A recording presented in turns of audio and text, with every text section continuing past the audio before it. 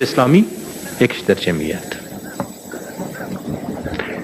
بیادرزاده را با کاکا هر دو مربوط به حزب اسلامی در یک حزب کی با هم مواجه ساخته است؟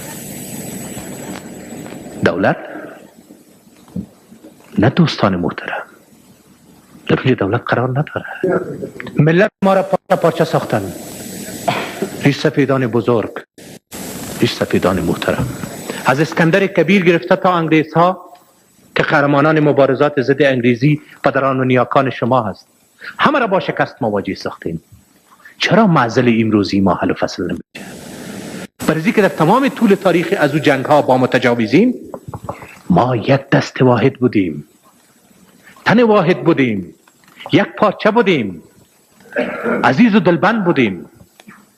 افغان و ازبک و تاجک و هزاره و ترکمن نمی شناختیم. افغان بودیم، مسلمان بودیم و هیچ کس تاب و توان قدرت را برابر ما نداشت. ولی آلی عرب می آید با عزت ما، با ننگ ما، با شرف ما، با غیرت ما، با قماندانیت ما، با همه چیز ما غرض داره.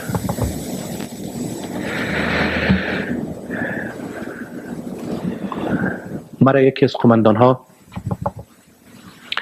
هنوز قطعات شوروی نرفته بودن، قماندان برجسته بود، نامش نمیگیرم، برایم خط روان کرد. من خطش پاسخ گفتم و تمام خواستها و نیازهایی که مردم افغانستان داره و مسئولیت‌هایی که ما در قبال ازی مردم داریم، این سنگر و او سنگر فرق نمیکنه. هر دو ما مدعی هستیم که خدمت برای مردم را انجام بدیم و سنگ خدمت مردم را به سینه می‌زنیم. پاسخ دادم برشان. پس دوباره خط روان که همه چیز را درست پاسخ داده بودی، ولی از یک چیز خودت تیر کردی که او عبارت از موجودیت قطعات شوروی است. چرا نگفتی که شوروی ها اینجا وجود داره؟ پس دوباره برش نامه روان کرد. گفتم قبول، اول شوروی ها را از منطقه خودت بیرون میکشیم، خودت اموجه مسئولیت تامین امنیت را با عهده بگیر. در منطقه دیگه شوروی نمی باشه. خط روان کرد که نه، من هم به افغانستان تعلق دارم و تو هم رئیس جمهور افغانستان هستی. سوال ما سر یک منطقه نیست، سوال ما سر کل افغانستان است. از کل افغانستان شوروی ها باید بیرون بره. باز نامه برش روان کردم که اگر شوروی ها برآمدن و جایش دیگرها گرفتن، اگر در اینجا باز مشاور امریکایی آمد، اگر در اینجا باز وهابی های عربی آمد، اگر در اینجا باز جنرال های یا میجرهای پاکستانی آمد، برای ما در خط نوشته کرد که در اون صورت باز ما افغان هستیم، تو افغانیت تا به اثبات برسان، باز ما هم افغانیت خود را به اثبات میرسانیم. حال دی روزا ما باز خط برش روان کردم و خط شام این بار بسیار با متن خوب و با محتوای خوب رسید. برش نوشته کردم که نگفته بودم برای شما که اینها می آیند و آمدن. بر خاک ما صرف آل مداخله مطلعی بس نیست، تجاوز. و شما از طریق تلویزیون می بینید که ما هر روز یک میجر پاکستانی، یک عربی، ابو فلانی در این سنگر، در او سنگر، در این سنگر، در او سنگر گرفتار میکنم. خدمت شما اعترافاتش میشنوید. چی میکنن در سرزمین ما ای بیگانه ها که آمدن میگن برای اسلام جهاد میکنیم؟ و برای شما میگم که قدر دور چرا آمدن. جهاد فلسطین علیه اسرائیل جریان دارد و او قیام علیه اسرائیل اعلان نموده است. بیت المقدس در تحت اشغال اسرائیل است و او را کعبه ساخته است.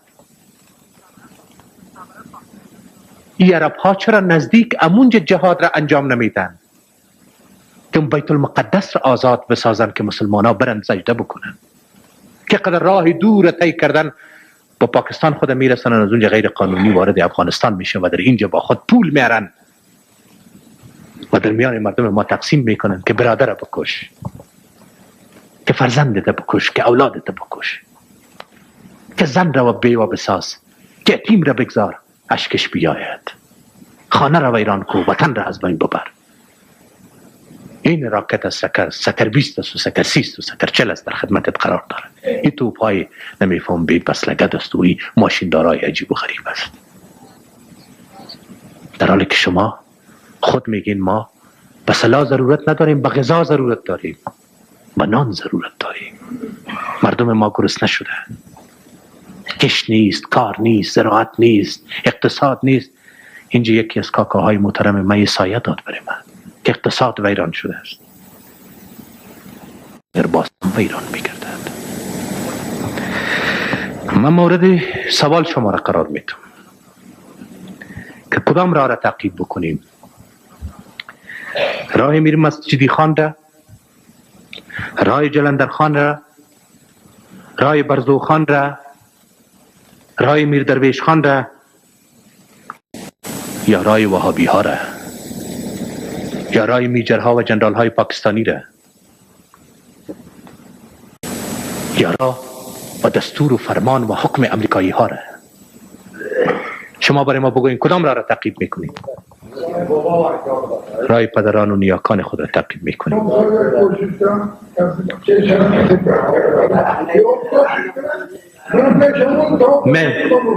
میم سر کل گپا خوب است، برای ما دلیل خوب دادین.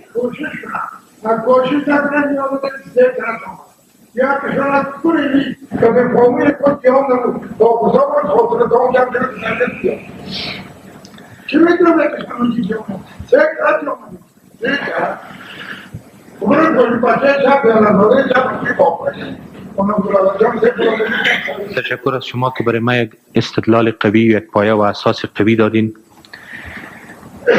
که گفتین ما راه افتخارآمیز پدران و نیاکان که از همه ما و شما هست رو تعقیب میکنیم. واقعا باید در حفظ و توسعه افتخارات ملی و وطنی خود هر یکی ما وظیفه تاریخی، اسلامی، افغانی و ملی خود را به انجام رسانیم. برای از اینکه فرصت ها کمتر میسر میشه، من میخواستم امروز با شما واقعا مسئولانه صحبت بکنم و از شما تقاضا میکنم که ما از ته دل صحبت بکنیم، از ته دل. ما چند کلمه را و چند مسئله را در برابر شما قرار میدم، نه به مثابه فرزندان دلیر از این پدران و نیاکان کودامن زمین. یا صرف شما مردم شمالی خود میدانید، جنوبی را از خود نمیدانید، مشرقی را از خود نمیدانید، غرب از خود نمیدانید، شمال و مرکز از خود نمیدانید. همش باید اولتر از شما باید باشه، برای از اینکه در پیشاپیش حفظ از وطن، مقدسات از وطن، تاریخ از وطن پدران و نیاکان شما قرار داشته است.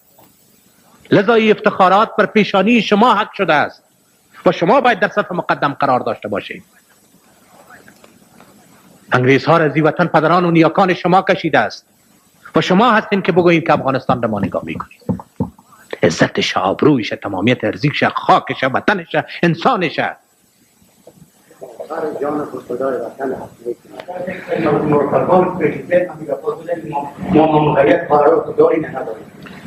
میایم سر کل گپا. اینه میبینین که احساساتی شدین که براتون گفتم که گپایتان تا آخر بزنین، باز برای ما نوبت بدین.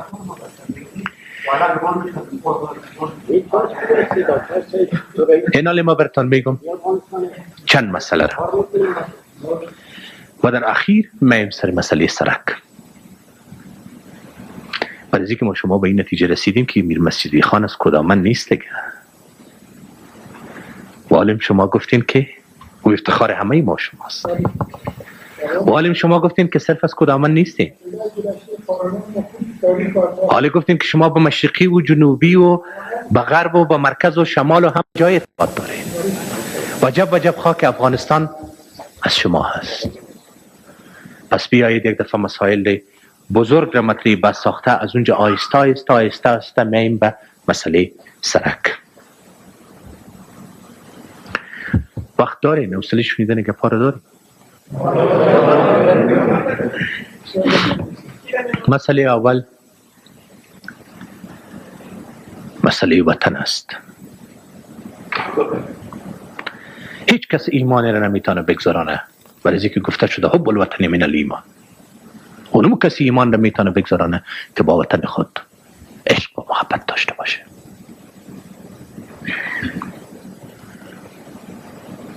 ولی وطن ما ویران شد. این دومین و سیومین بار است که بالای جلال آباد حمله صورت میپذیره. از طرف کی؟ صرف از طرف مخالفین؟ نه. از طرف ملیشه پاکستان، از طرف کماندوها، از طرف اجیران عربی با سلاح‌های مدهشی که از بیرون میآید. اون ننگرهار همیشه بهار به خرابه مبدل گردید. بالای خوست هر روز حمله است. بالای قندهار. در تمام وطن جنگ است. کشت باقی ماند، زراعت باقی ماند، فابریکاها بسته نشد. به خاطر از اینکه مواد خامی را که شما کشت میکردیم پنبه که نباشه من نساجی را چطور بچلانم؟ لبلبو که نباشه ما بوره را چطور تولید بکنم؟ سمن که نباشه ما میکروین چطور بسازم؟ زغال که نباشه ما سیلو را چطور بچلانم؟ برای مردم چطور نان بتون برش؟ مکتب ویران شد. سرک از بین رفت. لینای تلفن از بین رفت. شفاخانه وجود نداره. این مال کیست؟ مال دولت است یا مال ملت است؟ این در نتیجه عرقریزی های شما و مسئول کار و زحمات شما و آبله های کف دست شما ساخته شده است. مسجد ها ویران شدن. ما خود طوری دیدیم و عادت و عنعنه طوری هست که اگر در یک فامیل در یک خانه آتش در بگیره از خرد گرفته تا کلان میدون. یکی با لپ خود او مندازه، یکی کت دولچه او مندازه، یکی کت سطل او مندازه، یکی واسکت خود بیرون میکشه که ای آتش گل بکنه، یکی خاک مندازه سری آتش. تمام تلاش برای عزیز که آتش در گرفته شده در این خانه خاموش شود. یا چونی نیست؟ پس بیایید افغانستان خانه مشترک ما شما هست. همه اولادهای از این وطن و از این فامیل هستیم و فامیلی هستیم که در این خانه مشترک زندگی میکنیم. خانه ما فعلا در گرفته است. وظیفه خرد و بزرگ است، نه رئیس جمهور تنها. شما، من، انورخان دنگل، خان آقا خان، آجی گل خان، همه، صوفی صاحب رسول خان، از همه هست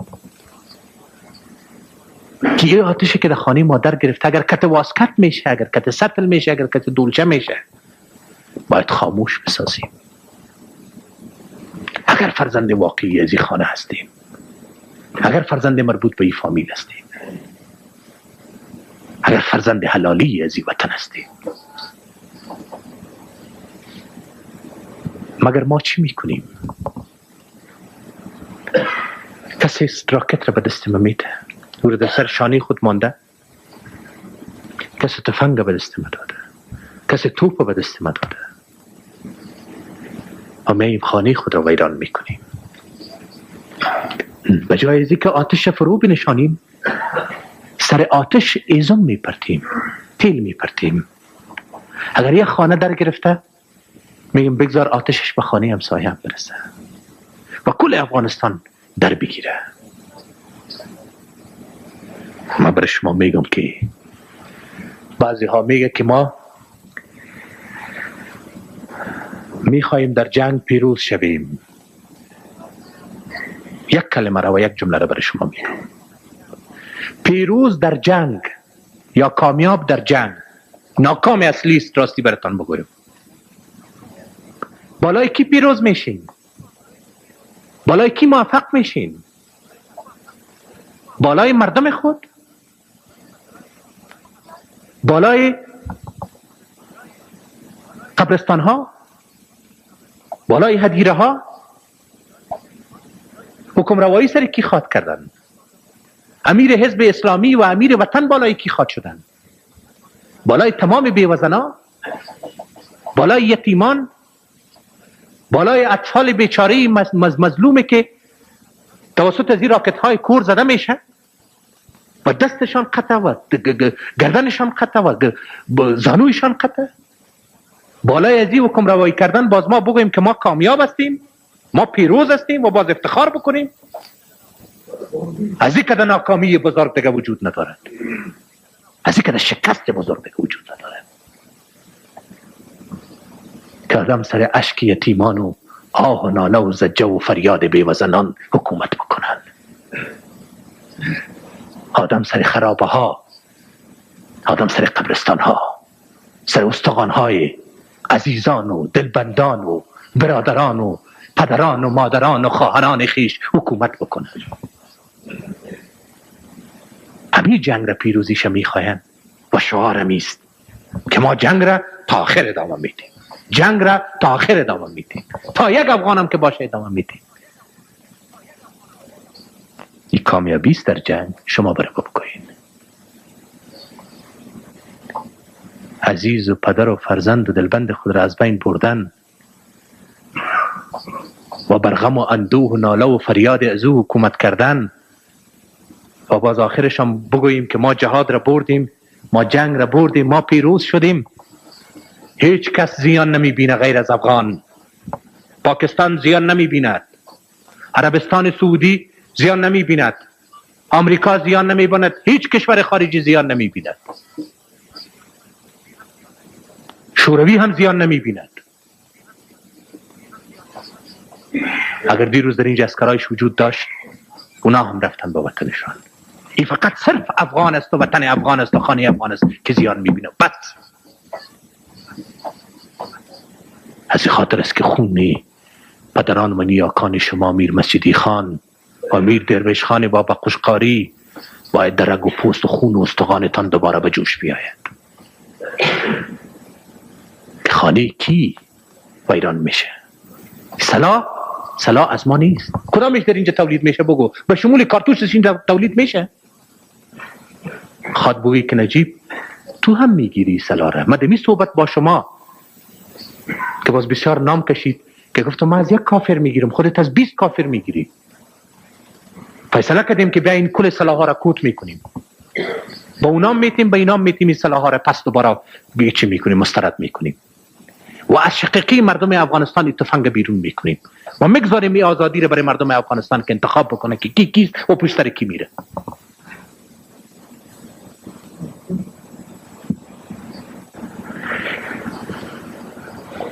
وطن ما را ویران ساختن، خانه ما را، خانه فامیل ما را که در زیر سقفش زندگی میکردیم ویران شد.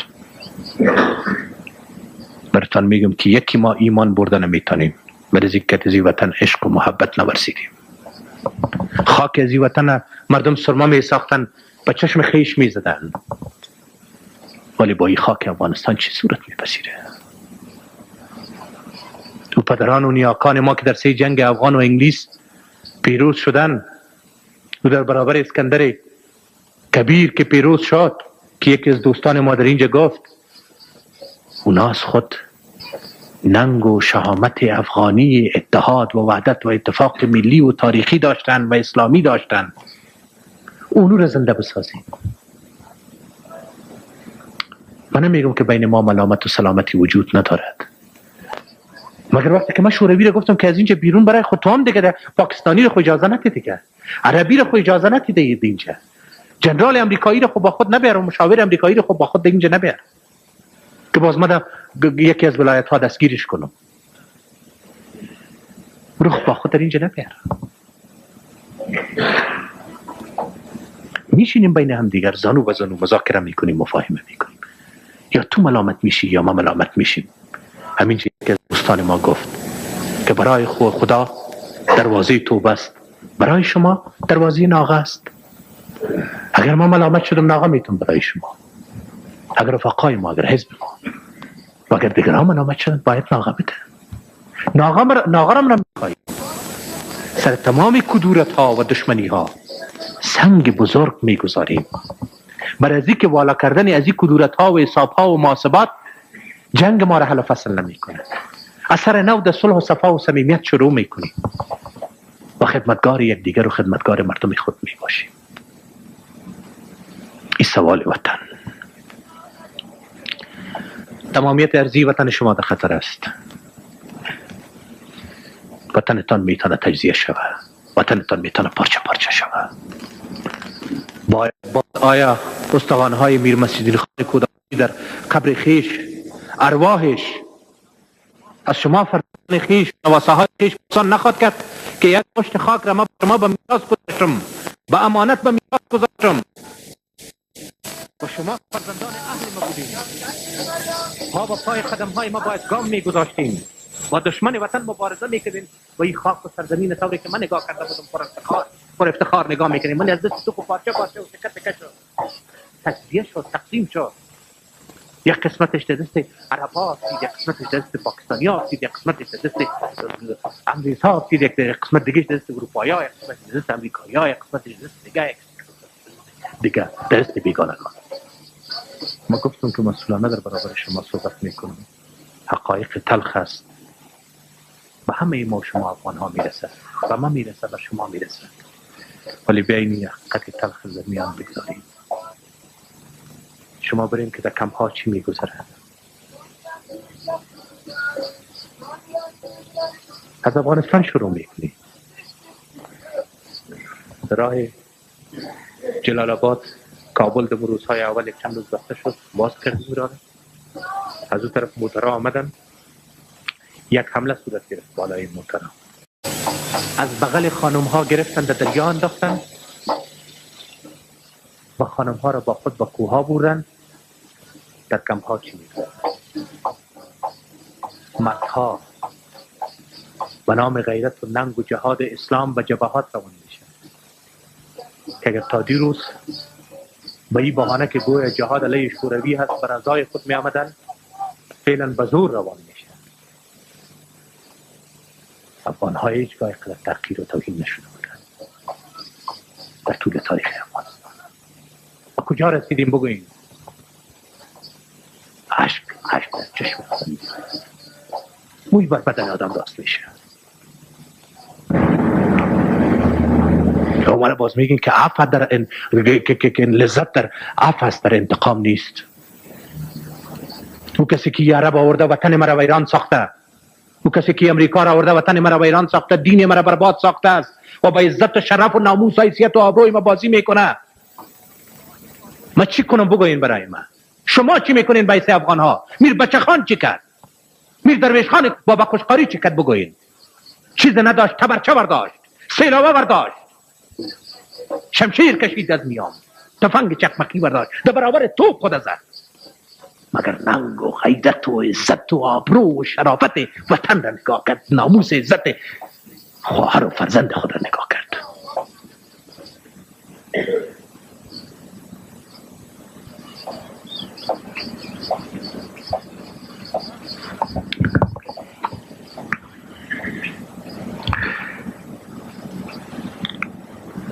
ایسی بالای ما آمده است.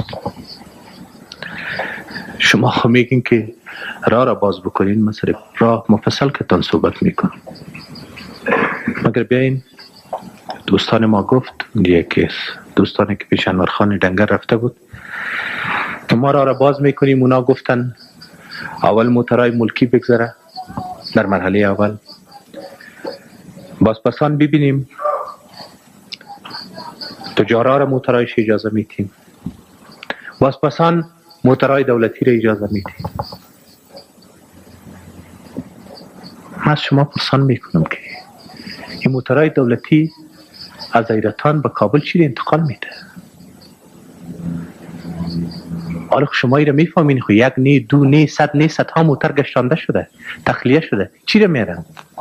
تیل، بوره، آرد، گندم، روغن. برای کی؟ برای 2 میلیون مردمی که در کابل زندگی میکنن. فقیر است، رنجور است. شما میفهمید چی زمستان تلخ گذشت؟ برای من قصه کردن، برای یک جای دیگه میره حکایت کرده بودم، برای شما بازم حکایت میکنم.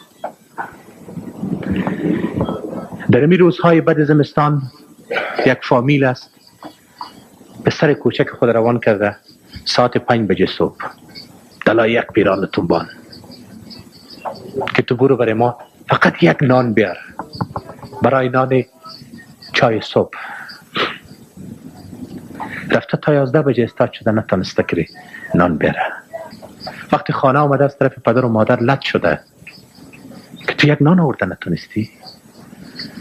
صبح برادره که دیگر کار خوارکش روان کرده، اونا هم از 5 بجه صبح رفتن تا 11 بجه، نتانستن نان به دست برن و فکر کردن که اگر خانه بریم زیر لط میفتیم.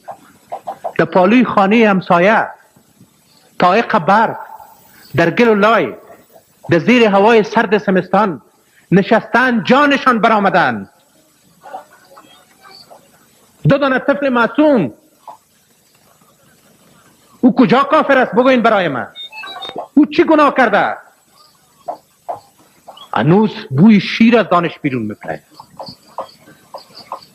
آذانه که ملا یا پدرش در گوشش گفته هنوز او زنگ آواز میته در گوشش. کی را بند کرد بگوین برای من؟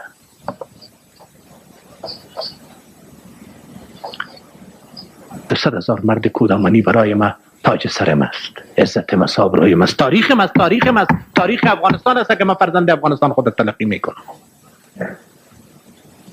ولی 2 میلیون مردمی که در کابل هستن یا فرزندای شما نیستن؟ یا اولادهای شما نیستن؟ این پیچ سفیدای از یا مادرای شما نیستن؟ این زنای از یا خوارای شما نیستن؟ این پیچ این سفیدای از یا پدرای شما نیستن؟ اگر واقعا این گپ صحیح باشه که به 12-14 ولایت از این راه به او طرف و به این طرف انتقالات میشه، پس این راه شمالی نیست، راه کدامن نیست که بند شده است. این راه مردم افغانستان است. چقدر مردم آزار دید.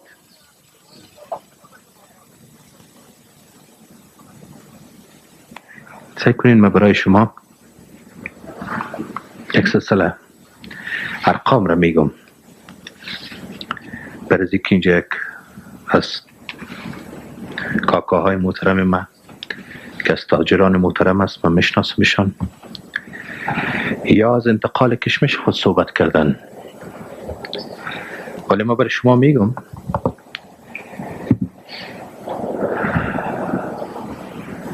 که ما کوشش کردیم، راههایی را جستجو کردیم تا قطعات اتحاد شوروی از افغانستان خارج شود. ولی من یک گله دارم. گله من ایست که در وقتی که قطعات اتحاد جماهیر شوروی در این راه افتیده بود، بین از هم دیگر گپاره پنهان نکنین، شما هم میره پنهان نکنین. بسیاری از این قماندان ها با پوسته های شوروی ها می نشستن، شوروا می خوردن. یادتان رفته بخیر. و جنگ بالای از پوسته ها نبود. سلام علیک داشتن. و در اون وقت اینه ما براتون میگم که در سال 67 بعد از عودت قوای شوروی به وضعی که جنگ خاتمه بپذیره، ختم گردد. تلفات ما در سال 67 یعنی پارسال که هنوز شوروی ها بودن، در کل سال فقط مجموعاً در حدود 150 موتر بود. امسال در ربع اول سال، یعنی در 3 ماه اول سال 275 واسطه نقلیه تلف شده است. بگوین ما گله کنم یا نکنم از پیش دمی را دمی جه ما را خود متهم به این می سازیم که یا که شوروی ها آمده بود یا دوستای شوروی ها هستن، ولی در وقت شوروی کو موتر کمتر سوختنده میشه. در وقتی که شوروی نیست خود افغان کتتان قرار داره باز موتر زیاد سوختنده میشه و گشتنده میشه. از کی کنم گله را پیش میرم. در طول سال، در تمام سالی که پارسال بود 11,081 تن خو 11,000 اموال دولتی تخلیه شد یا با آتش کشیده شد، در حالی که صرف در ربع اول امسال 5,000 تن هنوز 9 ماه دیگه در پیش رو هست از بین رفته و سوختنده شده است. 87 موتر دریور موتر در راه شهید شده و صدها نفر دیگه زخمی شده است. همین موتروانا و دریورایی که با چی مشکل میرن از اونجا نان و غله میارن و اینجا برای مردم و در هر قسمت راه موتر خود استاد میکنه، وضو میکنه و نماز میخوانه. درست است که کشته شوه؟ از اون میگذریم. فقط یک کلمه براتون میگم که اینمی نتیجه جنگ و کار دشمن هست بین ما. اگر کدام نتیجه دیگری شما به دست آوردین بفرمایید او را برای ما باز بگویید. ما بارها اعلان کردم، اما دفعه که شما اینجا تشریف آورده بودین اعلان کردم. حالا اون دوستا پیشنهاد میکنن، یکی از محترمین انتقادم کرد که کمیسیون مصالحه ملی خوب کار نمیکنه. اونا کسایی هستن که از درون مردم انتخاب نشدن، نماینده های واقعی مردم نیستن. شما نفرای درست برای ما اجازه بدین انتخاب بکنیم، یک کمیسیون بسازیم، حتما نتایج به دست میاره. در ملاقات قبلی ما حافظین فراموش نکرده، شاید به یاد شما باشه، برایتان گفته بودم که از درون خود نماینده هایتان تعیین بکنین و مراجعه بکنین پیش قماندانایتان. در روز وقت خواستیم، گفتیم که از میربچکور گرفته از گلدره از اینجا بگیرین تا شکردره و میربچکور تا کلاکان و ترکایی تا قره‌باغ و استالف کنشه با کل قماندان ها ببینین، بیارین تمام خواستایشان پیشنهادایشان و کلمات خود را ما یادداشت کردیم. حال برتان میگم که من چی گفته بودم برتان، که دولت حاضر است نیازمندی های شما و اینها را در نظر بگیرد. شما با گروه های مسلح بگویید که امنیت مناطق خود بگیرید، راه را امنیتش تامین کنید، راهگیری صورت نگیره. دولت برای شما حاضر است. اما چیزی را که شما نیاز دارین در نتیجه از این که راهگیری میکنین اون موتر میگردارین، نماینده هایتان روان بکنین، ما در اینجا برای شما تنظیم میکنین، موترایتان روان کنین یا موترای ما را ببرین که خود اونجا تخلیه بکنین، بینتان تقسیم بکنین. پس به همین کلمات ما بود خوب به یادم است که ما میفهمیم که در اونجا کش نیست، کار نیست، زراعت نیست. اونا هم گشنه شدن، اولاد دارن، چوچو پوچ دارن، زن دارن، فرزند دارن، اونا از پیشان نان میخواین. و ما که در اینجا مسئولیت بزرگ به اصطلاح ریاست جمهوری به عهده ما گذاشته شده، هر فرزند از این وطن، هر خانم از این وطن و هر پیچ سفید از این زن و فرزند و اولاد و مادر و پدر ما هستند. نگفته بودم برای شما خود رفتین 10 روز پوره شد، 20 روز پوره شد، 1 ماه پوره شد، ولی دیدم که حملات کم نشد، حملات اضافه شد. بجای 1 موتر 10 موتر در گرفت، بجای 10 موتر 100 موتر در گرفت. یک چند روز با مقابله پرداختم. بیشک نیست، از هوا و زمین و از همه چیز عملیات ها علیه این مناطق صورت گرفت. دیگر روز باز لاحول گفتیم برادر تا کی؟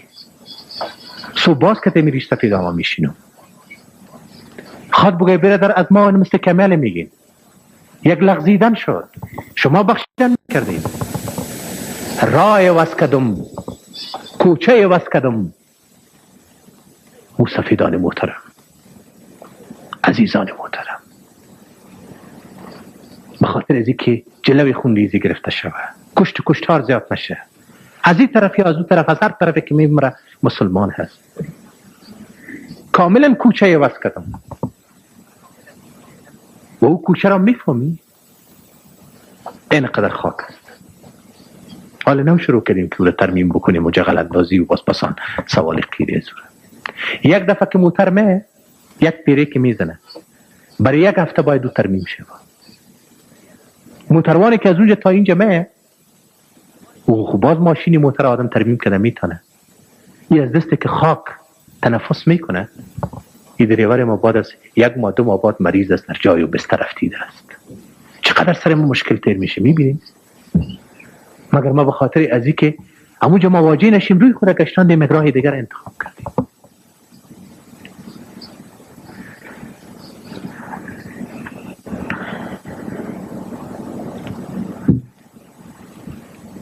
اگر ما این اعلان کرده باشم که همه چیز برای شما برای قماندان ها میرسه، نماینده هایشان تعیین بکنید، دیگه جنگ برای چی؟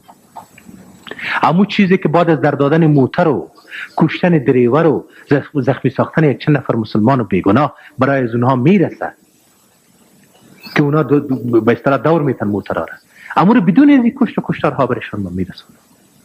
مسئولیت داریم و گفتیم اینجا که چیزی پیش ما هست، این مال بیت المال هست، در اینجا سهمی از اونها موجود هست. اونا افغان هستن، فرزند از این وطن هستن، حق دارن. مگر ما خود این جواب از شما نشنیدم یا کسی جواب آورد برای من؟ از ما دعوت کرد که ما جواب آوردیم بعد از 10 روز. ما گفتم بین خود از اینجا تا اونجا بشینین کمیسیون تعیین بکنین. حالا باز برای من میگن که کمیسیون تعیین بکنین. 1000 کرد ما باز میگم که کمیسیون تعیین شه و این کار انجام بپذیره. مگر برای من یک سوال پیدا میشه که به این مسائل عمومی و کلی و وطنی و مردمی بیندیشیم یا برای بازنمودن از یک راه بیندیشیم یا هم جزئی از این مسئله هست و هم به شرط به ایرا را باز بکنیم که موترهای خصوصی که کتمه رابطه داره اجازه بتش، موترهای دولتی که برای مردم غریب 2 میلیون مردم اینجا نان و گندم و آرد میره او اجازه نمیتونه. ما دیگه این موترها خود را گندم و این و آن و همه چیز خود میرسانم و اجازه بده که فصل انگورم رسیده، انگورم ما که کشمش روان میکنم، 3 ماه که بخیر تیر شد، سنبولام خلاص شد، باز از باز که جنگ شروع میکنم. همه تو کنیم دوستان محترم، همه تو کنیم. این خود نه قول است، نه لفظ است، نه افغانیت است، نه باید بگوییم که راه رفتن برای مسجدی خان است. من میخوایم قضیه را از بیخوبان حل فصل بکنم که صلح و صفا تامین شود. به شکی نیست کاکای محترم من لنگی خود کشید سر آدم تاثیر میکنه. حال تروالا او روز 62 دانه راکت در کابل افتید، 62 راکت، 18 نفر کشته و 105 نفر زخمی. شما خواهید دفعه برید می شفاخانه ها ببینید. خودت سرت برای من لچ کردی، من سر خود پیش کی لچ بکنم؟ شما باور بکنین عید آمد و شما خبر دارین من در هر عید به شفاخانه ها میرم. نتونستم جرأت کنم در عید در شفاخانه داخل شم. نماینده های خود روان کردم برشان، توفه ها روان کردم، ولی اون توفه و اون نماینده جای و فرزندی که از دست داده او رو گرفته میتونه. او پای او فرزندی چوچیش که شما در مابین تلویزیون ببینین هنوز شیرخوار است، قطع شده، او رو تلافی کرده میتونه. اگر همونجا چادر خود پوشت سر پرته کاکای محترم و بگوی که سر خود لچ کردیم چاره مرا بکن، چی جواب برش بتم؟ باز بگوی می فیر انور خان جنگر از اونجا میکنه؟ خدای ناخواسته شما را بدنام بسازم بگوی مردم شمالی کار انجام میده؟ بگویم ایره خان آقا خان انجام میده و ما مسئولیت نداریم. چی جواب بتون بگو برای من؟ از خجالت و شرم رفتن نتانستیم برشان.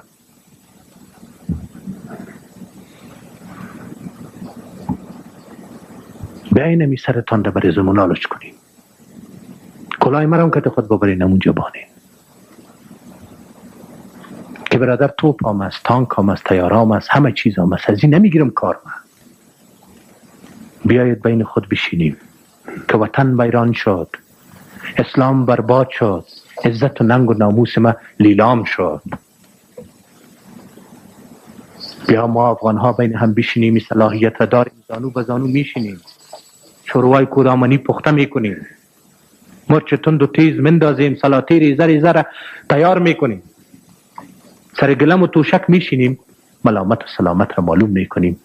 بر یک دیگر ناغه و نواتی که کسی گفت میرین سنگ کلان میگذاریم، دیگه مردم گفت میرین سنگ کلان میگذاریم، دیگه مردم بیگناه را به قتل نمیرسانیم. با حکم کی؟ با دستور کی؟ ما خب پیشتر برای شما گفتم که انانه خود طوری هست که خانه در بگیره، آدم خانه را آتش را گل میکنه. ما باز راکت میزنیم، افغان هستیم، از این خانه هستیم، از این فامیل هستیم. پیشتر خود شما گفتیم که کل افغان شمالی و مشرقی و جنوبی و شمال و مرکزش از شما هست، کابلش هم از شما هست. و من سوال میکنم که اینا میگن در اونجا که 7 تنظیم اول خوی گپشان دروغ که میگه ما شهرها را از این خاطر فتح نمیکنیم که افترهام داریم، رحم میکنیم بالای مردم شهر. و روزی 20,000 فیر بالای جلال آباد صورت بپذیری، فیر اگی رحم است در بلا، این استرهام است. در این کابل که مردم 2 میلیون جمع شدن، از اطراف جمع شدن که امینجا یک سرپناهی داشته باشیم و آرام خواد باشیم. و راکت فیر میشه در اینجا کشته میشه. آلیا خو ادعا میکردن که ما 90% خاک و مردم افغانستان با ماست. اگر 40% از اینا را یا 50% از این شما در قریجات بگیرین، 40-50% خود شهرها باید قرار داشته باشه یا نداشته باشه. پس 40-50% طرفداران از اینا در شهرها هستند. آدم خود سر طرفداران خود فیر نمیکنن، طرفداران خود را خود راکت نمیزنن. باز اینا این امید هم داشته باشه که صبح مردم افغانستان برای از اینا رای بتن، برای از اینا دست بالا کنن برای قاتلین خیش. صرف کاش که علیه دولت جنگ میکردن، کاش که علیه قوای مسلح جنگ میکردن. گرچه برادر مسلمانشه خود پیشکیست میره میشه اونجا مسلمان آدم ای در برابر از او جنگ را انجام میده، یا افغان و افغان، یا مسلمان و مسلمان. خب باز هم میگه که ما که قوای مسلح که قوای مسلح. عالی طرفداران خودش که در افغانستان وجود داره 90%، اینه چرا زیر راکت گرفته؟ از جام میگذاریم میریم در مابین دهات و قریجات. حزب با حزب چرا جنگ انداخته است؟ جمعیت با جمعیت چرا جنگ میکنه؟ چرا افغان ها بین هم در همه جا جنگ میکنه؟ بیایید که از گیر دشمنا و بیگانگان خود را خلاص بسازیم. تا که این سوال عزیبی خوبان حل و فصل نکنیم، این 3 ماه ما باز براتون میگم، شما میرین کمیسیون هم ایجاد میکنین، ما پروتکل هم امضا میکنیم، قرارداد هم امضا میکنیم، چیزی را ما قبول میکنیم، چیزی را اونا قبول میکنیم، راه هم باز میکنیم. بعد از اینکه 3 ماه گذشت، باز یک عرب آمد، باز یک نفر میجر پاکستانی آمد، باز همون جنگ و جدل شروع شود. باز خود چی بگوییم؟ خود افغان بگوییم. از بی خوبان باید مسائل را حل و فصل بکنیم، صلح و امنیت را تامین بکنیم. شما در کدام کشور دیدین که سرک مال یک گروپ یک تنظیم باشه؟ نمو کشورهایی که کشورهای فدرال قرار داره، که در یک کشور چند حکومت وجود داره بین هم دیگر و یک حکومت مرکزی وجود داره.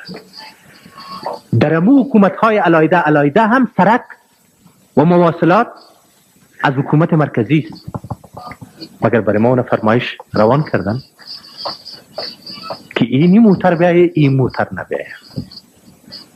پس این سرک شخصی شده، این سرک دولتی شده.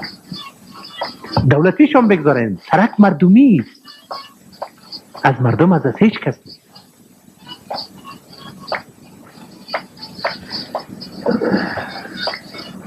ما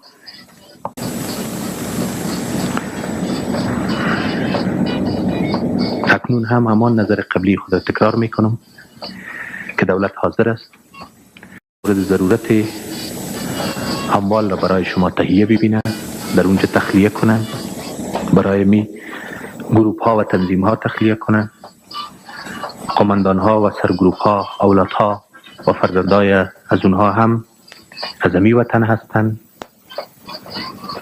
آنها جزء همین مردم هستند و ما تلاش میکنیم تا وظیفه دین خود را در برابر از اونها هم انجام بدیم و برایشان مواد برسانیم. ما میتونیم که این مواد را توسط نمایندگانشان برایشان برسانیم، اما هدف اصلی ما است که جنگ قطع شود. جنگ قطع شود، راه های مواصلاتی باز باشد، مواد برای مردم، برای همه مردم برسه. نگوین که برای راه های ما بسته است، برای 200,000 مردم شمالی مواد نمیرسه،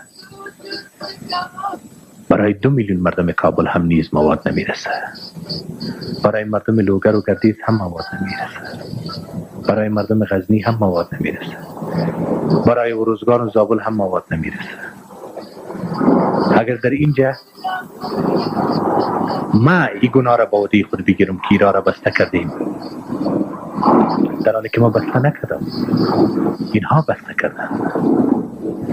این دیگه ولایت را کی مسئولیتش با دوش خود میگیره که راه ها را کی بسته کرده. پس میبینین که بسته کردن راه وظیفه من نیست.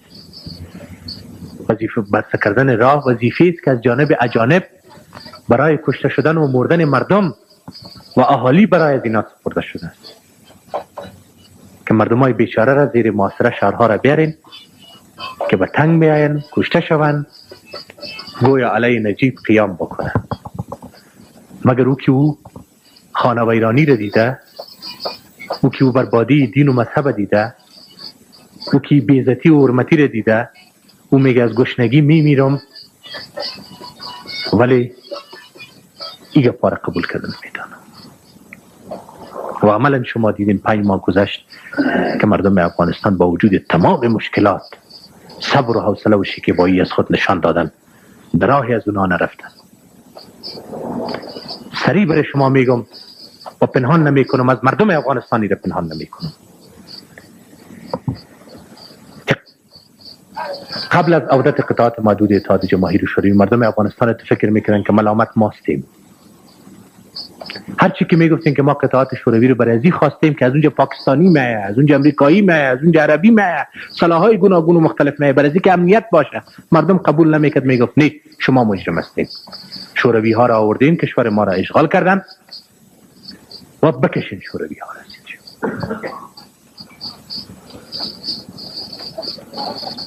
همدردی و پشتیبانی مردم با اونا بود، از شما پنهان نمیکنم میره. و اگر این وطن ارتباط می داشتن، سران تنظیم ها را میگم، با این وطن ارتباط می داشتن، در دست بیگانگان نمی بودن. استخبارات نظامی پاکستان و عربستان سعودی و امریکایی ها اینا را رهبری نمی کرد. و نمو روزی که شوروی از اینجا برآمده بود، یک اعلان می کردن که برادران ما برای آزادی وطن خود می جنگیدیم، شوروی را کشیدیم، حال دیگه برادر خود را، فرزند خود را، خواهر خود را و مادر خود را نمی کشیم، وطن خود را ویران نمی کنیم. این ما سلا بر زمین گذاشتیم. ما قاتل اولادهای از این وطن نیستیم، از برادران خود نیستیم. نجیب انتخابات اعلان کرده، ما میریم که تش انتخابات میکنیم. و برای شما می آمد و میگفتن که ما آزادی شما را گرفتیم، ما شما را دیگر نکشتیم، بگوین برای کی رای میدین، بگوین برای کی رای میدادین. اکثریتتان برای همون رای میدادین. مگر استقلال خود نداشتن، آزادی نداشتن، غلامان شده بودن. اونا اجازه ندادن برش، گفت نه، ملکت برو ویران کو، اسلامت برباد کو، عزت و ننگ و ناموست را لیلام کو. از او خاطر است که در ظرف 5 ماه گذشته، 5 ماه تمام مردم افغانستان قضاوت خود را انجام داده. نفرت مردم افغانستان علیشان تحریک شده. 2/3 قماندانای داخلی که ما بارها اعلان کردیم که جنگ اصلی را زیر میا کردن، دمی خاک بودن، مشقت امیانا در دوران جنگ با عهده گرفتن، تکلیف کشیدن. همین که وطن خود را ترک نکفتن برای مقابل حرمت است. و در قدم اول اگر در حاکمیت که سهم میگیره، همین کماندان ها باید سهم بگیرن، نه اونایی که تجارت کردن، اونایی که بانک ها را پر کردن، اونایی که خودش با بادیگاردش بگذار تا آخرینش هم که ببینی صاحب بهترین موترها و بهترین قصرها در اختیارشان وجود دارن و کی در میدان های جنگ آمدن و جنگیدن. فقط پیسه عرب است و دلار است و دینار است که اینجا روان کرده میرن بوجی و فقط در دست یک دو نفر میته که تو ای برادرت بکش، تو ای برادرت بکش. کاش که اونا اینجا می آمدن در صف اول می جنگیدن. آمد یک چند روز دزدانه در اینجا گلگودین آمد، ولی با آمدن خود چی کرد؟ برای از اینکه خود سطر رو پوشانده باشد دستور داد که راکت ها را فیض کنین سر کابل. ولو طرفداران 50% امام کشته میشه، چرا که خدا داره که کلش از مستی کشته شو پروانه داره که مزنده باقی بمانه. خیر مردم افغانستان میره گفتیم که انتقام خون خود را میگیرن، واقعا میگیرن. اگر فرزندان عظیمی آزاد مردان دلیر و شیرزنان دلیری از این دره ها و این دامنه های کوه ها و کودامن ها و کوهستان ها و سرزمین افغانستان باشن، از دشمنان خود، از قاتلین از وطن خود، چی داخلی باشه چی خارجی باشه، انتقام خود را گرفتنی هستن. به صراحت بر شما بگویم هدف ما است که جنگ قطع شود، راه های مواصلاتی باز باشد، مواد برای مردم برسد. ما آرامی مردم را میخواهیم، اما کیها مردم را ناراحت میسازن قضاوت را به شما میگذاریم. بیشتر براتون قصه کردم که در زمستان گذشته اطفال از خنک مردن، نان نبود و مردم با دشواری های زیاد بعد از ساعت ها انتظار یک لقمه نان به دست می آوردن، در حالی که اگر راهگیری ها صورت نمی گرفت مردم ما با این مشکلات دچار نمی شدن. وظیفه دولت هم از لحاظ شرعی و هم از لحاظ مدنی این است که برای مردم کابل و سایر ولایات نان برساند. آنها مسلمان ها هستند و انسان ها هستند، مثل شما وری فرزند و اولاد دارن، خانه و عیال دارن، چوچ و پوچ دارن. بنان و تیل و نمک ضرورت دارن، ولی افراطیون از خارج وظیفه میگیرن، دستور صادر میکنن که در یکیش یک مخابره است، راسن از پاکستان برش دستور میده که برین برادر موترهای نان و تیل و شکر مردم را حریق کنین، بگردارین. آنها از شما پرسان میکنن به مثابه مسلمان ها از لحاظ شرعی حق دارن که نان یک مسلمان، یک لقمه مسلمان بگردانن؟ حق دارن که بالای موترهایی که مواد اولیه مردم را، موترهای دولتی نامش گذاشته، موترهای اولیه که مواد اولیه را برای مردم انتقال میتن، سر از او حمله کنن و او رو با آتش بکشانن؟ این حق دارن؟ فرض کنید که در امیدا افغان نیست بلکه کافر و روس هم باشد، ولی مواد را انتقال بدهد. آیا افراطیون از لحاظ شرعی حق دارن که راه را بروی آنها قطع کنن؟ عمل بسیار اموالی را که شما در مابین بازارها میخواین از بسیار از کشورهای خارجی که کفار هستن نیست. پنسلتان، کتابچه‌تان که برای اولادها میخرین نیست، پنسل پاکتان نیست. مگر در بازارها خو امروز وجود نداشت، دیروز هم وجود داشته، دوران ما داود خان هم وجود داشته، دوران پادشاه مازدایش هم وجود داشت. از این کشورهای برای اینکه کشور ما را یک رقیب نگاه داشته بودن که ما چیز خود ما تولید کردن نمیتونستیم، یک سوزن هم تولید کردن نمیتونستیم. از سوزن گرفته تا همه چیز ما از خارج میامد، از مملکت‌های کفار میامد. یعنی چرا دو وقت را نمیگرفتیم؟ گفتیم که کافر بیخی مواد برای مردم و ضرورت مردم از لحاظ شرعی حق نداریم. و دیروز از زمین را تیر میشد، قطارهای شوروی ها می آمدن، این قماندان ها غرض نداشتن که شما تمام حقایق رو میفهمید. گله ما را باید برشان برسانین و میرسه برشان. بعد از اینکه ما امروز خواهش میکنم که همه گپایی را که زدیم، گپایی که شما زدین، این برایشان نشر بکنن، که حداقل قضاوت بکنن. اگر در دلشان یک چیزی هست، در مغزشان چیزی باقی مانده برای می وطن، برای می دین، برای اسلام، برای غیرت و ننگ افغانی، برای برادری، برای مسلمانی، برای افغانیت، برای اسلامیت،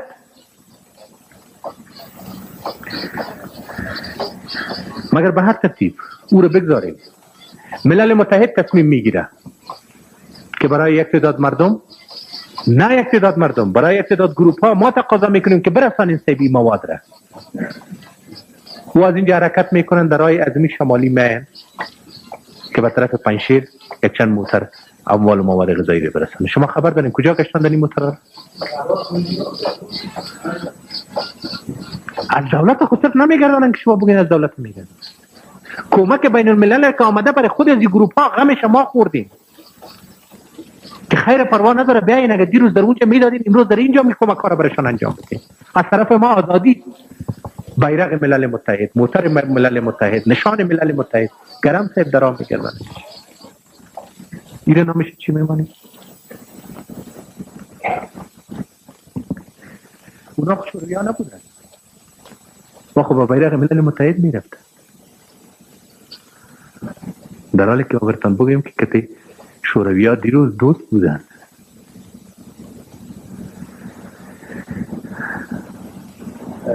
خب اگر سابق میگفتن که روس ها آمدن، حال خود روس ها رفتن، چرا دیگه تلفات در ایران باید زیاد باشه؟ این قضاوتشو به شما میگذارم. ما را متهم می ساختن. چند کلمی اخیره براتون میگم که ما از این خاطر می جنگیم که اینجا اسلام در خطر است. حال شکر فضل خدا با چشم سر می بینین که تمام مبانی دین اسلام و شریعت اسلام مستقر است و روز تا روز ترقی میکنه و پیشرفت میکنه. فهرست ازی که برای خدمت به اسلام چی شده است او را ما در برابر شما نشر نمیکنم، با چشم سر میبینی. 5 بنای مسلمانی پابرجاست. برای ما گفتن که شوروی ها آمدن، ما جهاد رزی خاطر انجام میتیم. شوروی فردا برای جنگ ختم است. شوروی را از اینجا رخصت ساختیم.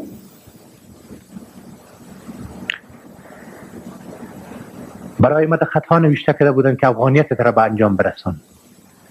باز ما قول افغانی خود برای تو میتیم. ما افغانیت خود به انجام رسانیدم.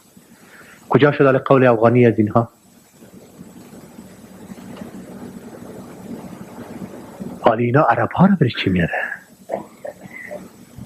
پاکستانی ها را برای چی میاره؟ و شما پیشتر تصدیق کردین که در هر جبهه یک عربی قرار داره. عمل پیش ما کل اطلاعات از این جبهه پغمان گرفته تا میشکر داره، تا پروان، تا کاپیسا، در کل جبهات وجود داره. این عرب ها در جلال آباد، در سروبی، در قندهار که یک تعداد قماندانای داخلی ما واقعا اعصابشان خراب شده و یک اداره از بین بردن، یک زندانی ساختن از این عرب ها. اما تو میشه نتیجه شما تو میشه. شما باید داشته باشین که اگر یک دفعه غیرت افغانی از اینا به طور آمد و میای به طور، ما امیدوار هستم به طور به برای که صرف اونا را با دولت نمی جنگانن، اونها را بین همه می جنگانن. فیصله ایست که یک افغان دیگه وجود نداشته باشه. خلاص نه عزتش، نه اسلامش، نه وطنش.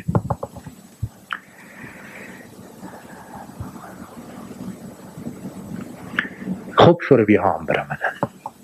حال سوال سیوم مطرح است که نجیب این چوکی رو برای ما اعلا بده. هر وقتی که نجیب چوکی رو اعلا کرد اون امور صلح میه.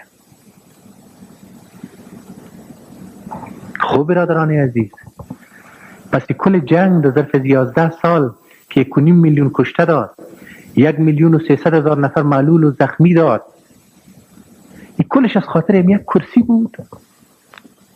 خامیر از اول میگفتیم.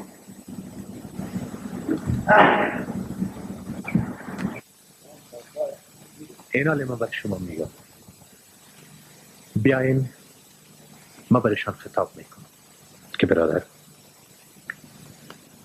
این چوکی از نجیب نیست، مال شخصی من می بود، ما فدای سرتان میکنم. این مال مردم و ملت است.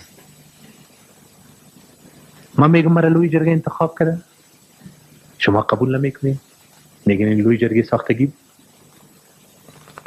میگن بین لوی جرگه دیگه دایر بکنیم، میگن نیم لوی جرگه که خود دایر نمیکنه. خیلی برادر بیاین یک راه دیگر انجام میدیم. طوری که پیشتر گفتم که میریم به طرف مردم انتخابات را انجام میدیم. بگذار مردم افغانستان که صاحب از این کرسی هستن این کرسی را به هر کس که داد، با ما داد، با اونا سپورت، یا شاید به اردوی ما نسپره به یک سومگه بده. میگن اوتر نمیشه، یا بر آزاد تسلیم شو. اگر بر آزاد تسلیم نمیشی ما به زور از پیش میگیرم.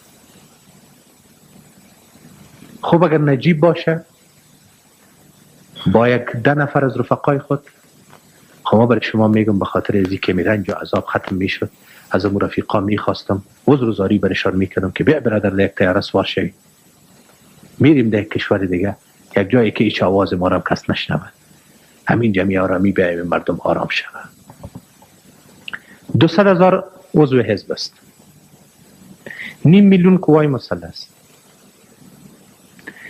1,000,000 سازمان های اجتماعی است، کی سازمان جوان است که نمیفهمی، سازمان اتحادیه صنفی است، کی سازمان زن است، کی سازمان نویسنده هاست، کی اشعار است. این 1,000,000 شده.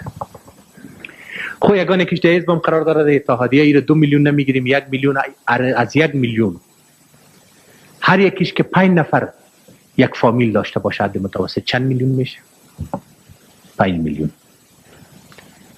برای ما شما بگوین که 5 میلیون ما چطور در کدام بوجی پرتو میره در برای این روان کنم که کلش غرق شود میشه که اینا باز بیای آرام در اینجا به اصطلاح وطن را حکم روایی بکنن، در حالی که تو نمیشه. همین حزبی هم میفهمن، همین سازمان های اجتماعی هم میفهمن، همون قوای مسلح میفهمن، شما هم میفهمین که اگر این حکومت برای از اینا اعلا بتی و او بیاید همین کل از اینا را از دم تیغ بیدریغ میگذارن و قصابی را خواد دیدی در اینجا. این حاله که ما هرچی بگویمش که او رفیق تو پس شو که همین هم یک دفعه خود بیا آزماید، میگه برادر او تو که میکشه اتو چرا کشته نشو؟ نتیجهش چیست؟ ادامه جنگ. ما 5 میلیون نفر بودجه انداخته نمیتونم که در برای این تحویل کنم. اگر شما برای ما کدام معجزه را یاد میتونی یاد بکنید. در غیر این صورت بین قبول میکنیم که 5 میلیون ما کشیدیم، یک فرضیه قبول میکنیم. حال سوال برای من مطرح است که برای کی تسلیمش میکنیم؟ برای کی تسلیمش میکنیم؟ ساختن خب پیش روی ما ساختن. اول خب یک حکومت احمدشاه را ساختن و اون چند ماه تیر نشد خودشان گفتن که حکومت مرده تولد شده ایره پس کنین صاحب ما انتخابات میکنیم. از کل قماندانای داخلی پرسان کنین که اینا انتخابات کردن در افغانستان؟ با بسیاری از قماندانای داخلی با ارزش و با اهمیت که فشار جنگ را و مسئولیت جنگ را و رنج و عذاب جنگ را با عهده کشیدن و در زیر سموچها در ظرف 10 سال زندگی کردن، در چی مشکلات و مصائب یارا تا کس خبر نکردن در او شورا. برای یگان یکیش یک روز پیش اول رسیده، صرف که همینقدر اول از گوشش برسانین بس خلاص. چرا انتخابات نشد؟ والا صاحب ما را خو انتخابات از این خاطر ما در کابل نکردیم، در افغانستان نکردیم، بمباردمان دولت افغانستان اجازه نمیده. خب قبول، اینجا بمباردمان دعوت خو میدادی فلان قماندانه که 10 سال برای در اینجا جنگیده بود، از چوچ خود، از پوچ خود، از زن خود، از اولاد خود، از همه چیز خود گذشت به نام ازی که تو علیه شوروی جهاد میکنی. به خاطر تو جنگید امور خبر میکردی، اکثریتش خبر نکردن. شما پرسان کنین از جبهات. قماندانای اصلی جنگ. اون کسی که در دفترش کار میکرد، کسی که نزدیکش بود، کسی که خیشایش بود یا اینجا شناختیش بود، امور خواستش در اونجا خود دو شورا کرد. حالا ما این سوال پرسان میکنیم که در اینجا انتخابات از خاطر بمباردمان هوایی کردن نتونستی؟ در بین همون مهاجرین که 5 میلیون هستن شما میگین هست، 5 میلیون اونجا است و 2 میلیون در ایران است، 7 میلیون میسازینش. در بین 7 میلیون خو انتخابات میکنین، در بین کمپ های مهاجرین خو انتخابات میکنین. شما خبر دارین در کدام کمپ انتخابات شده باشه؟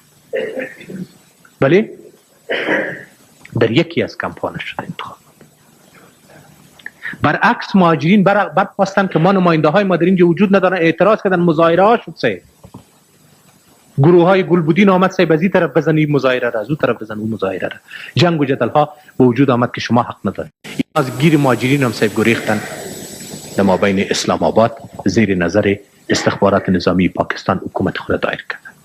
اما کسایی را که خود خواسته بودن در اونجا نظریات از ما هم شنیدن نتونستن، همه قول سلام نداشتن.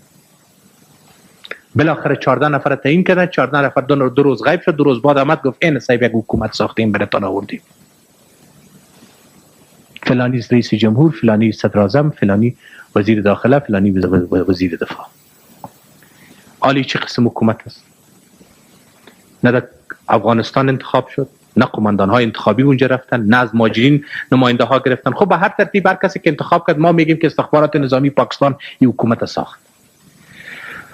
عالی حکومت از خود یک رئیس جمهور دار، رئیس جمهورش یک گپ میزنه، گلبودین یک گپ میزنه، گیلانی صاحب دیگه گپ میزنه.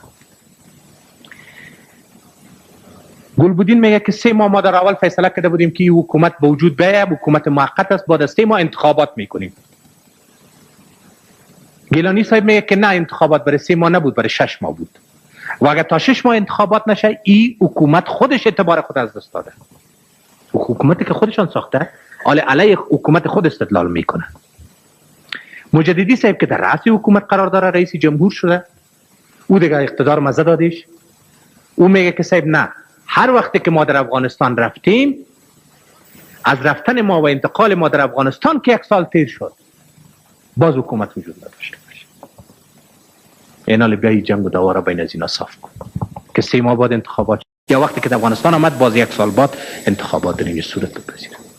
سر جای انتقال حکومت جنگ است.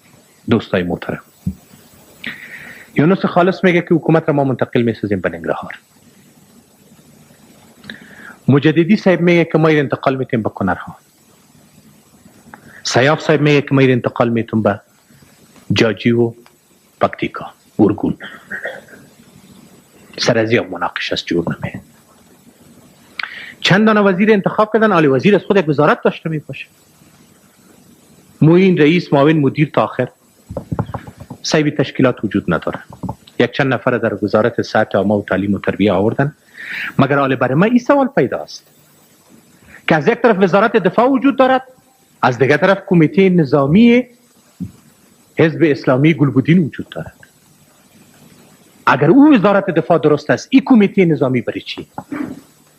از یک طرف وزارت مالیه وجود دارد، از دیگر طرف کمیته مالی حزب گلبودین و دیگر اعضا وجود دارد. این کمیته مالی برای چی؟ برای اینکه سلام میآید، پول و پیسه میآید، از طریق وزارت دفاع تقسیمش یا کار ندارن، از طریق کمیته نظامی خود کار دارن که تقسیم کنن. سر از این مال هم جور نمیآید. حکومت یک طرف است، خودشان باز حکومت هر تنظیم را علیحده ساختن.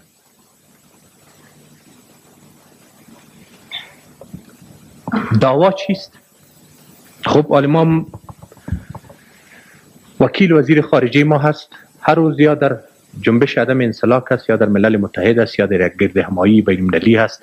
همونجا میره که صلح بیاید و امنیت بیاید و اینی پیشنهاد است و اینی پیشنهاد است. یا هم یک وزیر خارجه برای خود تعیین کردن، گلبودین نام داره. یک گلبودین صاحب که پاسپورت پاکستانی و طیاره عربی رفت، یک سلسله کشورها را گشت که یارا به رسمیت بشناسه، کسی یارا به رسمیت نشناست، فقط هم عربستان سعودی و یک دو کشوری که همین عربستان و دلار میته و دینار میته و یارا به رسمیت شناخت، ناکام آمد. حالی وزیر خارجه با افغانستان آمده، در روزا اعلان کردن که گلبدین افغانستان میده. چی میکنه؟ میگه میره از جبهات جنگ. خب وزارت خارجه را در مابین یک حکومت به جنگ چی قرار است؟ مثل از اینکه وزیر صاحب خارجه ما بخیزه و بگه که تنای صاحب ما به جای تو این کارا را انجام میدم. خب وزیر دفاع ما وجود داره در اونجا، کل کارا رو او انجام میده. این نمونه ها را از این خاطر براتون میگم که هنوز حکومتی است که درک نداره. اگر اینجا در افغانستان بیایه او پشت از او رئیس جمهور نمیگرده که او رئیس جمهور برای ما چی میگه یا ای وزارت دفاع برای ما چی میگه.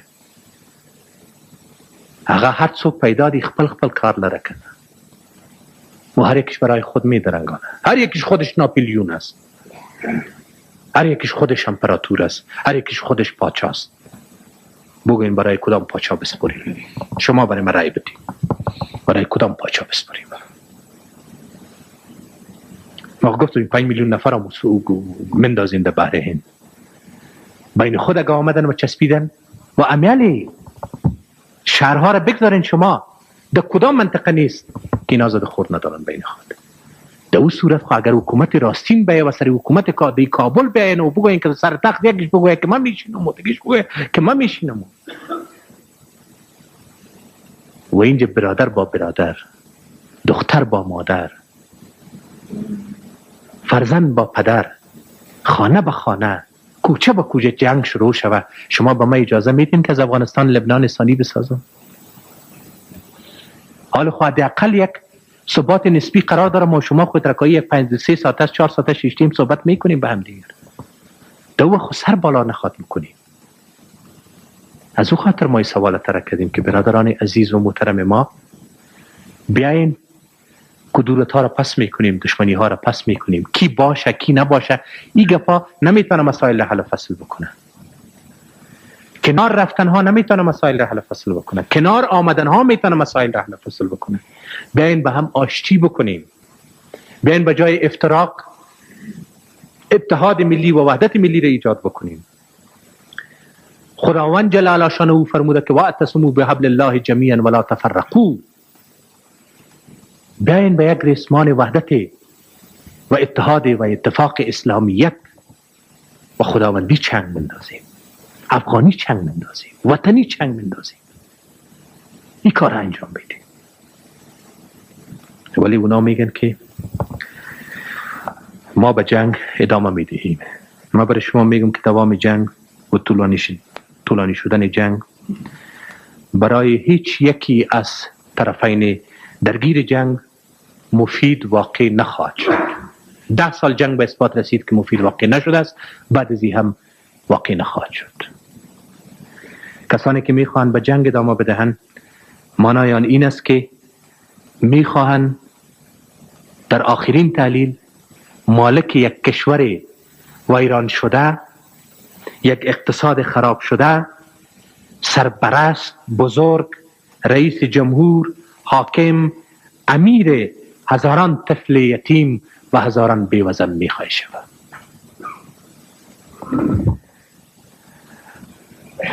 یگانه راه معقول در هر اختلاف مذاکره و مفاهمه است. حل مسائل مورد اختلاف در افغانستان مربوط به فیصله شجاعانه و دلیرانه و واقعا به مثابه فرزندان اجداد و نیاکان خیش که مرد واری بیاین بشینیم و بگویم همونطور که می جنگیدیم همونطور که این پرابلم های خود را هم و مشکلات خود را حل فصل میکنیم. مربوط به این تصمیم شجاعانه ما و شما است.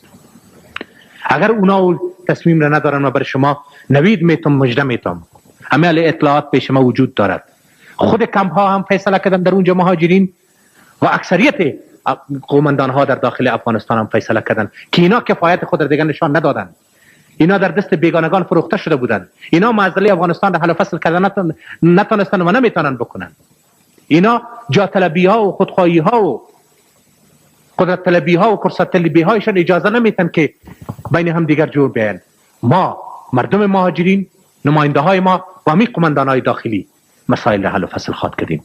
ما به این امید هستیم و امیدوار هستیم که نوید و مجده از اینجا بیرون برای و شما را هم که در برابر از این قومندان های داخلی تان که اینجا هست با وجودی که بسیار آزار ما داده هم در راه هم در ارتباط با کابل بازم روی بار روان میکنیم. در آخر برتان میگم درخواست و پیشنهاد خود که چگونه باید پیشان برین و چی مطالب رو برشان مطرح بسازین روی بار روان میکنم. بگوین که اونا صلاحیت از خود نشان دادن نتونستن، شما صلاحیت نشان بدین. فرزندان از این وطن هستین، دیگه نگذارین که وطنتان ویران شود، ناموستان لیلام شود و اسلامتان برباد شود.